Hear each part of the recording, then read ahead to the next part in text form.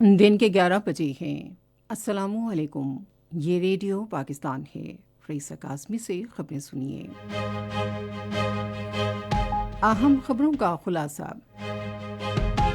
نگران وزیر اعظم عالمی اقتصادی فورم کے آج شروع ہونے والے سالانہ اجلاس میں شرکت کے لیے سوئٹزرلینڈ میں ہیں۔ حکومت اور پاک فوج بلوچستان کی ترقی اور اس کی دیرینہ محرومیوں کے ازالے کے لیے جامع حکمت عملی پر عمل پیرا ہے۔ افغانوں سمیت ملک میں غیر قانونی طور پر مقیم غیر ملکیوں کی باوقار طریقے سے ان کے وطن واپسی کا عمل جاری ہے۔ کل جماعتی حریت کانفرنس نے بھارت کے غیر قانونی زیر قبضہ جموں کشمیر میں کشمیریوں کے جائز حق خود ارادیت کے مطالبے کے خلاف بھارتی سازشوں پر شدید تشویش کا اظہار کیا ہے۔ خبروں کی تفصیل۔ نگران وزیر اعظم انوار الحق کاکڑ سوئٹزرلینڈ میں ہیں، جہاں وہ آج سے شروع ہونے والے عالمی اقتصادی فورم کے 54ویں سالانہ اجلاس میں شرکت کریں گے۔ وزیر اعظم 3 اہم موضوعاتی تقریبات میں شرکت کریں گے، جن میں عالمی تنازعات کی روک تھام، عالمی نظام پر اعتماد کی بحالی اور معاشی انحطاط سے بچاؤ شامل ہیں۔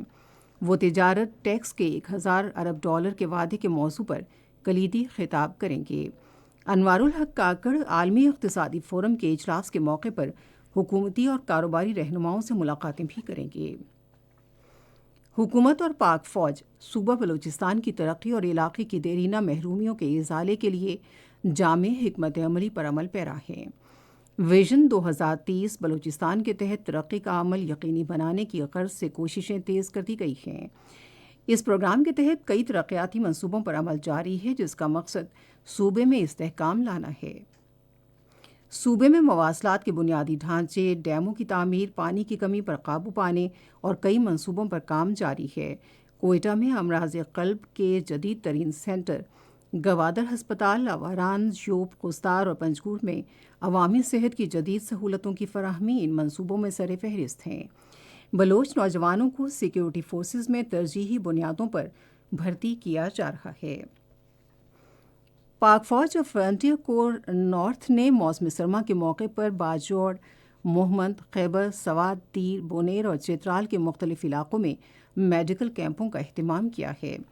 ان بلا معاوضہ میڈیکل کیمپوں میں ڈاکٹروں اور نرسنگ سٹاف نے 7000 سے زیادہ مریضوں کا طبی معائنہ کیا اور انہیں دوائیں دیں۔ ڈاکٹروں اور نرسنگ سٹاف نے لوگوں کو موسمی بیماریوں کے بارے میں آگاہی بھی دی۔ افغان شہریوں سمیت غیر قانونی طور پر مقیم غیر ملکیوں کی ان کے ملکوں کو باوقار اور محفوظ انداز میں واپسی کا سلسلہ جاری ہے۔ تازہ ترین اعداد و شمار کے مطابق گزشتہ روز مزید 837 افغان باشندے اپنے ملک واپس چلے گئے۔ اب تک تقریباً 4,68,151 غیر قانونی افغان باشندے افغانستان واپس جا چکے ہیں۔ سامان کی فضائی نقل و حمل میں سہولت کے لیے نئی چین پاکستان فضائی سروس شروع کی گئی ہے۔ چین کی سامان کی ترسیل کی بڑی فضائی company S F Airlines کے مطابق نئی فضائی سروس چین کے وسطی صوبے ہوبے کے ایزو ہواہو ایئرپورٹ اور لاہور کے درمیان شروع کی گئی ہے۔ سعودی عرب کے نائب وزیر صحت ڈاکٹر ہانی جوختار نے صحت کے تحفظ کی 2 روزہ عالمی کانفرنس کے کامیاب انعقاد پر پاکستان کو سراہا ہے۔ انہوں نے یہ بات سعودی وفد کے ہمراہ صحت کے تحفظ کی 2 روزہ عالمی کانفرنس کے موقع پر صحت کے نگران وفاقی وزیر ڈاکٹر ندیم جان سے ملاقات کے دوران کہی۔ کل جماعتی حریت کانفرنس نے بھارت کے غیر قانونی زیر قبضہ جموں کشمیر میں کشمیریوں کے جائز حق خود ارادیت کے مطالبے کے خلاف بھارتی سازشوں پر شدید تشویش کا اظہار کیا ہے۔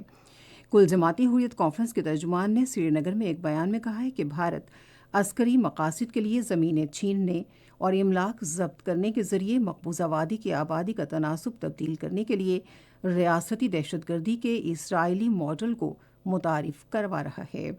انہوں نے اقوام متحدہ کی انسانی حقوق کی کونسل اور دوسری تنظیموں پر زور دیا کہ وہ جموں کشمیر میں حقائق کی بنیاد پر انسانی حقوق کے کارکنوں، صحافیوں اور حریت رہنماؤں کی غیر قانونی گرفتاریوں کا نوٹس لیں۔